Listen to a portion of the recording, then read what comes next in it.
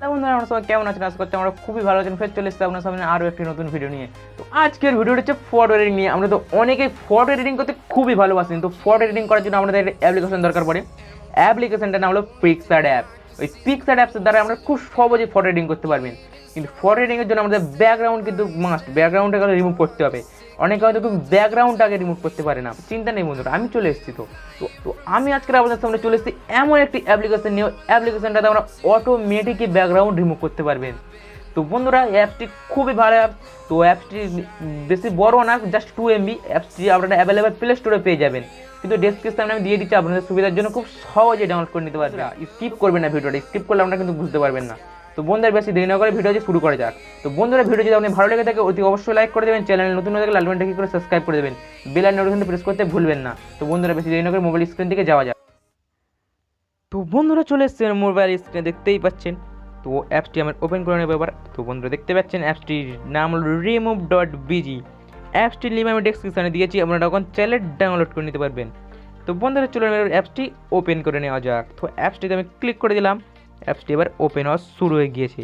তো বন্ধুরা দেখতে পাচ্ছেন আপলোড ইমেজ, ওটাখানে আপনারা ক্লিক করে দেবেন। আমি ক্লিক করে দিলাম। তো এখান থেকে আপনাদের গ্যালারিতে চলে যেতে হবে। তো আমার গ্যালারিতে চলে যাই। গ্যালারিতে চলে যাওয়ার পরে আমি যে কোনো একটা ফটো সিলেক্ট করে নিলাম। তো আমি এই ফটোটা সিলেক্ট করে নিলাম। তো বন্ধুরা দেখতে পাচ্ছেন 1-2 সেকেন্ডের মধ্যেই আপনাদের ফটোটি ব্যাকগ্রাউন্ড রিমুভ হয়ে যাবে অটোমেটিকই, কোনো ঝুট ঝামেলা ছাড়াই। তো বন্ধুরা এর ইন্টারনেট ভালো হওয়া দরকার, আমার ইন্টারনেট একটু স্লো চলছে, এই কারণে দেরি হচ্ছে একটু।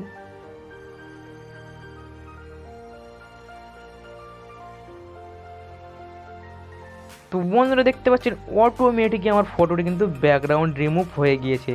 তো এবারে আপনাদের ফটোটি সেভ করবেন কিভাবে? তো এখানে দেখতে পাচ্ছেন ডাউনলোড নীল কালারের অপশান, এটাতে আপনারা ক্লিক করে দেবেন। এখানে কন্টিনিউ করে দেবেন। কন্টিনিউ করে দেওয়ার সাথে সাথে আপনাদের ফটোটি গ্যালারিতে সেভ হয়ে যাবে।